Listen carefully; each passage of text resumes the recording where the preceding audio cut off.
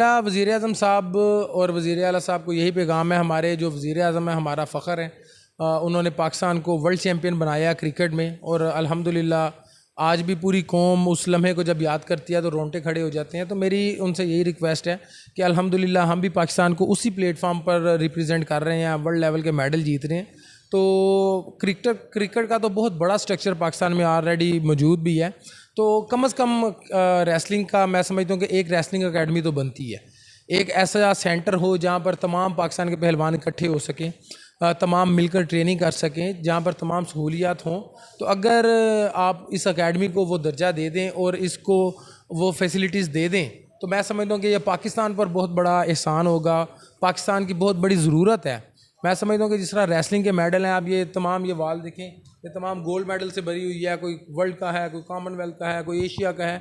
तो ये तमाम जो मेडल हैं ये अपना हक मांग रहे हैं। तो मैं यही उम्मीद भी करता हूँ और यही रिक्वेस्ट भी करता हूँ कि इन मेडल्स का हक दिया जाएगा और गुजरांवाला को एक रेसलिंग एकेडमी दी जाएगी ताकि जहाँ से पूरी दुनिया में मज़ीद पाकिस्तान के खिलाड़ी निकलेंगे। अस्सलाम वालेकुम नाज़रीन, आपका मेज़बान ABM डार आपकी खिदमत में हाजिर है और आप देख रहे हैं जागो पाकिस्तान। मैं इस वक्त मौजूद हूँ ज़िला गुजरांवाला पहलवानों के शहर में और आप देख सकते हैं मेरे पीछे तस्वीरें लगी हुई हैं पाकिस्तान के कौमी हीरो इनाम भट्ट साहब की, जो कि पाकिस्तान को मुसलसल 5 सालों से गोल्ड मेडल जिता रहे हैं और पाकिस्तान का नाम रोशन कर रहे हैं।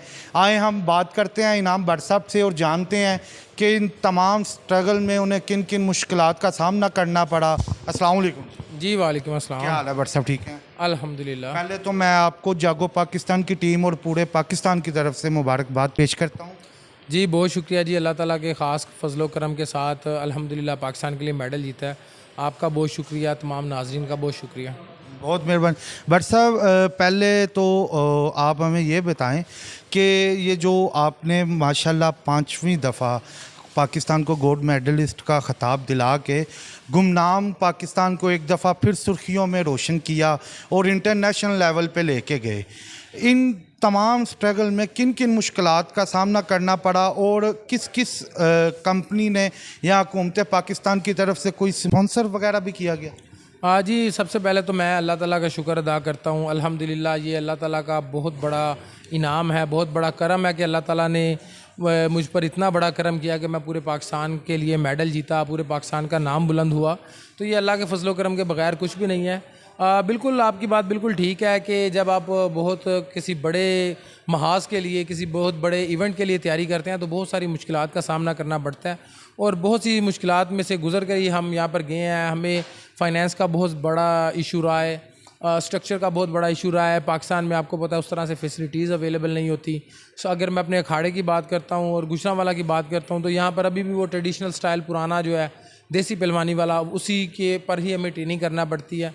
हमारी जो एकेडमी है उसका बहुत सा काम होने वाला बाकी है, लेकिन इन मुश्किलात के बावजूद हमने हिम्मत नहीं आ रही और पूरी कोशिश की है कि हम जिस तरह भी अपने मुल्क को रिप्रेजेंट कर सकते हैं और जो हमारे पास वसाइल मौजूद हैं उसमें रहते हुए हमने अपनी कोशिश की है और अल्लाह ताला ने हमें इसका अजर दिया और पाकिस्तान को वर्ल्ड चैम्पियन बनाया है।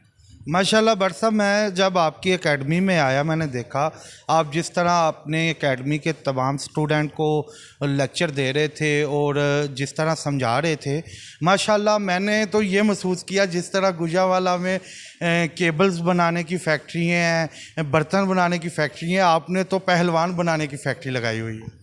जी अल्हम्दुलिल्लाह। देखें जब मैं पहला मुकाबला जीता 2010 में तो मुझसे पहले 1970 में एक पाकिस्तानी पहलवान जीते थे।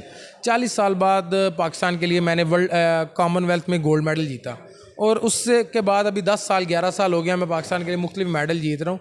तो सोच यही थी कि ये ना हो कि अगला मेडल जीतने के लिए पाकिस्तान को मज़ीद 40 साल का इंतज़ार करना पड़े।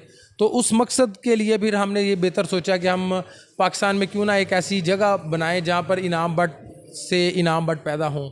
और अल्हम्दुलिल्लाह अभी आपने देखा कि आज बहुत अच्छी हमारी ट्रेनिंग गई है, तकरीबन 100 के करीब हमारे पास लड़के प्रैक्टिस करते हैं, बिल्कुल फ्री ऑफ कास्ट उन्हें हम ट्रेनिंग करवाते हैं और अल्लाह ताला के फजलो करम से हमारे बच्चे अभी पाकिस्तान में और पूरी दुनिया में नाम रोशन कर रहे हैं।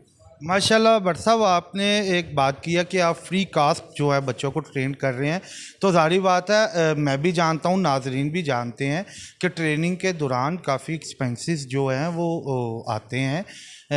जो कहीं से कोई टेबल फट गया या कोई यूनिफॉर्म या हज़ारों मामलात हैं, तो वो किस तरह मैनेज किए जाते हैं? जी बिल्कुल, आपकी बात ठीक है। इवन कि आप यही देख लें कि जो बिजली के बिल हैं आजकल वही नहीं मान, तो बहुत सारे इस तरह के मज़ीद एक्सपेंसेस हैं। इवन हमारी कोशिश होती है कि जो बच्चे डिज़र्विंग हैं उन्हें भी हम सपोर्ट करें जितनी हम कर सकते हैं। किसी को इंजरी हो गई है तो उसको भी हम कोशिश करते हैं अकामोडेट करने की। तो काफ़ी एक्सपेंस हो जाते हैं हमारे, लेकिन ये है कि अल्लाह ताला के फजलो करम से हम अपनी जेब से खर्च करते हैं, किसी से हम कोई पैसा नहीं लेते। और अल्हम्दुलिल्लाह ये अल्लाह ताला का ख़ास करम है। अल्लाह ताला देने वालों को देता है, लगाने वालों को अल्लाह ताला आसानियाँ उनके लिए पैदा करता है। तो अल्लाह ताला, मैं समझता हूँ कि लोगों इन बच्चों की नसीब का भी हमें दे रहा है और हम अपनी कोशिश कर रहे हैं। और जितनी हम पाकिस्तान के लिए एफ़र्ट कर सकते हैं, इस मुल्क की खिदमत कर सकते हैं, हम अपने तौर पर कर रहे हैं। भट्ट साहब से जानना चाहेंगे कि इनाम भट्ट ने ये जो सफ़र है कामयाबी का, ये किस रेफरेंस से शुरू किया और किस तरह ये लगन पैदा हुई? मेरे जो दादाजी हैं वो भी पहलवान थे, मेरे वालिद साहब भी पहलवान थे, चचा भी मेरे तमाम पहलवान हैं। तो एक पहलवानी ख़ानदान से मेरा तल्लक़ है और बचपन में ही एक पहलवानी ख़ानदान में घराने में मैंने आँख खोली। खिलौनों से नहीं हम खेले, हम कुश्तियाँ कर कर के बड़े हुए हैं। तो अल्हम्दुलिल्लाह मैं समझता हूँ कि मुझे फ़ख्र है अपने ख़ानदान पे, अपने पेरेंट्स पे, जिन्होंने मुझे इस नेक काम में लगाया। जो पहलवान होते हैं वो दरवेश ही होते हैं, तो मैं समझता हूँ कि उसके बगैर आप पहलवानी नहीं कर सकते। तो अल्हम्दुलिल्लाह ये मैंने पहलवानी अपने ख़ानदान से सीखी और इसको मैं आगे लेके जा रहा हूँ और पाकिस्तान को पूरी दुनिया में हम रिप्रेजेंट कर रहे हैं। माशाल्लाह भट्ट साहब, वो तो बिल्कुल पूरी दुनिया, खाली पाकिस्तानी, पूरी दुनिया आपकी काविश मेहनत को देख रही है और सराह भी रही है। माशाल्लाह, अल्लाह ताला आपको मज़ीद कामयाबी दे। एक छोटा सा सवाल भट्ट साहब, एक मुकाबले के लिए पहलवान जब तैयार होता है तो उस पर कितने एक्सपेंसेस आते हैं? देखें, जो एक मुकाबले के लिए पहलवान कभी नहीं तैयार होता। पहलवान तैयार होता है और मुकाबले आते जाते हैं, क्योंकि हर साल जो है वो 15 से 20 मिनिमम मुकाबले होते हैं। और आप ये देख लें कि एक मुकाबले के ठीक 1 माह बाद, दूसरे माह, तीसरे माह मुकाबले लगातार चलते हैं। तो पहलवान को कंटिन्यूसली एक ही शेप में, एक ही फॉर्म में रहना पड़ता है। तो बहुत एक्सपेंस होते हैं। अगर खाली आपको मैं सिर्फ एक अच्छे पहलवान की डाइट बता दूं तो 1 माह में उसका तकरीबन 1 लाख रुपए के करीब खर्चा होता है। और अगर एक इवेंट का हम आपको बताऊं मैं, तो सिर्फ उसकी ट्रैवलिंग और जो जिसमें उसकी टिकट आ जाती है, जिसमें उसकी इंटरनेशनल फ़ीस जो उसने देनी होती है, रहाइश, होटल वगैरह का बंदोबस्त होता है, तो वो कम से कम 5 लाख रुपए में आप एक इवेंट खेलते हैं। तो आप ये देख लें कि 20 साल से हम प्रैक्टिस कर रहे हैं और अल्हम्दुलिल्लाह इन तमाम एक्सपेंसेस को हम मीट कर रहे हैं। बस कोशिश ये है कि मज़ीद अगर आसानियाँ हों हुकूमत की तरफ से और दीगर इदारों की तरफ से, तो हम मज़ीद पाकिस्तान को अच्छे तरीके से रिप्रेजेंट कर सकते हैं।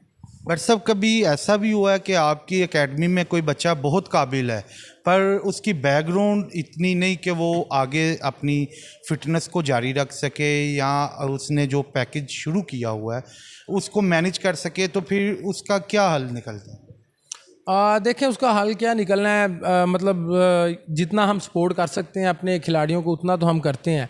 लेकिन अगर बहुत सी दफ़ा ऐसा होता है कि कोई इवेंट आ गया और उसके लिए उसके जो एक्सपेंसेस हैं वो मीट नहीं हो रहे, तो हमें वो इवेंट छोड़ना भी पड़ जाता है। तो बस इसी तरह चलता है कि जो हम कर सकते हैं उतना करते हैं, जो जिसको हम नहीं अचीव कर पाते या जिसके लिए हम तैयार नहीं हो पाते, फिर हमें मजबूरी में छोड़ना भी पड़ जाते हैं। बट साहब, माशाल्लाह गुजरांवाला की जो मार्केट है वो सनती लिहाज से पाकिस्तान के चौथे 5वें नंबर पे आती है और दूसरे तीसरे नंबर पे डिस्ट्रिक्ट गुजरांवाला टैक्स पे कर रहा है। तो क्या डिस्ट्रिक्ट बोर्ड की तरफ से आपकी एकेडमी को कोई स्पॉन्सर वगैरह, कोई हेल्प वगैरह कोई मैसर नहीं? देखें, जो डिस्ट्रिक्ट स्पोर्ट्स बोर्ड का जहाँ तक तल्लक है वो हमें सपोर्ट करते हैं, लेकिन उनके पास भी इतने बजट नहीं होते। बहुत थोड़ा सा डिस्ट्रिक्ट का हमारा बजट होता है और उसमें भी उन्होंने बहुत सारी गेमों को देखना होता है, बहुत सारे उनके अपने मामलात होते हैं। तो मेरे ख्याल में कि एक साल में एक इवेंट भी अगर वो करवा दें तो मैं समझता हूँ कि ये भी बहुत बड़ी अचीवमेंट होती है उनकी। तो लेकिन अगर आप यह कहें कि कोई मंथली कोई वज़ाइफ खिलाड़ियों को मिले, तो वो इस तरह का बिल्कुल भी कोई सिस्टम नहीं है। आप जागो पाकिस्तान के प्लेटफार्म से वज़ीर आज़म या वज़ीर आला साहब को कोई पैगाम देना चाहें? मेरा वज़ीर आज़म साहब और वज़ीर आला साहब को यही पैगाम है। हमारे जो वज़ीर आज़म है हमारा फ़ख्र है। उन्होंने पाकिस्तान को वर्ल्ड चैम्पियन बनाया क्रिकेट में और अल्हम्दुलिल्लाह आज भी पूरी कौम उस लम्हे को जब याद करती है तो रोंगटे खड़े हो जाते हैं। तो मेरी उनसे यही रिक्वेस्ट है कि अल्हम्दुलिल्लाह हम भी पाकिस्तान को उसी प्लेटफॉर्म पर रिप्रेजेंट कर रहे हैं, वर्ल्ड लेवल के मेडल जीत रहे हैं। तो क्रिकेट का तो बहुत बड़ा स्ट्रक्चर पाकिस्तान में ऑलरेडी मौजूद भी है। तो कम से कम रेसलिंग का मैं समझता हूँ कि एक रेसलिंग अकेडमी तो बनती है। एक ऐसा सेंटर हो जहाँ पर तमाम पाकिस्तान के पहलवान इकट्ठे हो सकें, तमाम मिलकर ट्रेनिंग कर सकें, जहाँ पर तमाम सहूलियात हों। तो अगर आप इस अकेडमी को वो दर्जा दे दें और इसको वो फैसिलिटीज़ दे दें तो मैं समझता हूँ कि ये पाकिस्तान पर बहुत बड़ा एहसान होगा, पाकिस्तान की बहुत बड़ी ज़रूरत है। मैं समझता हूँ कि जिस तरह रेसलिंग के मेडल हैं, आप ये तमाम ये वाल देखें, ये तमाम गोल्ड मेडल से भरी हुई है, कोई वर्ल्ड का है, कोई कॉमनवेल्थ का है, कोई एशिया का है। तो ये तमाम जो मेडल हैं ये अपना हक़ मांग रहे हैं। तो मैं यही उम्मीद भी करता हूँ और यही रिक्वेस्ट भी करता हूँ कि इन मेडल्स का हक़ दिया जाएगा और गुजरांवाला को एक रेसलिंग अकेडमी दी जाएगी ताकि जहाँ से पूरी दुनिया में मज़ीद पाकिस्तान के खिलाड़ी निकलेंगे। जी, जैसा कि हम अनाम भट्ट साहब से गुफ्तगू कर रहे थे और जान रहे थे कि वो अपनी एकेडमी और अपने स्टूडेंट के मुतल्लक़ क्या जज्बात रखते हैं, जैसा कि उनकी बातों से यही साबित हो रहा था कि वज़ीर आज़म इमरान खान साहब को चाहिए कि इस अकेडमी को डिस्ट्रिक्ट गुजरांवाला का नंबर 1 अकेडमी बनाया जाए, क्योंकि गुजरांवाला की पहचान पहलवानों से है।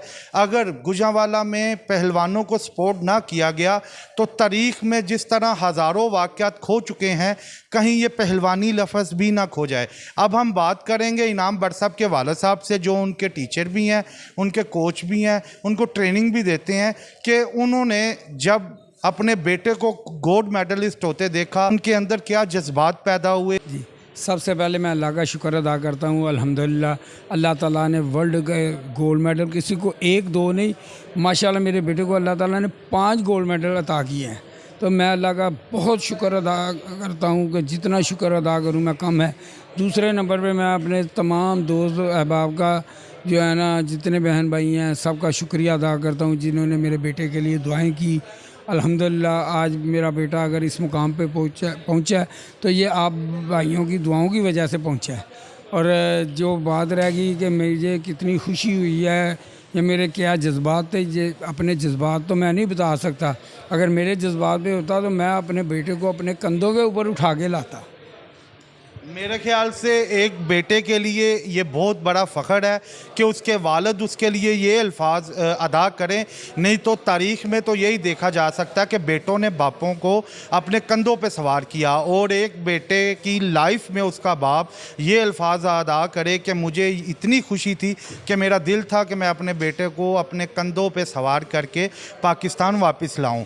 जैसा कि हम देख सकते हैं कि इस शहर के एक नौजवान ने, वो शहर जो कि खापों से मशहूर है और भट्ट बरादरी से इनका तल्लक है, इन्होंने पाकिस्तान को लगातार 5वीं दफ़ा गोल्ड मेडलिस्ट बनाकर ये साबित कर दिया कि भट्ट बरादरी सिर्फ खापों से तल्लक नहीं रखती, उनका खेलों के मैदानों से और कामयाबी से भी काफ़ी तल्लक है। इसी के साथ इजाज़त दीजिएगा, अल्लाह हाफिज़।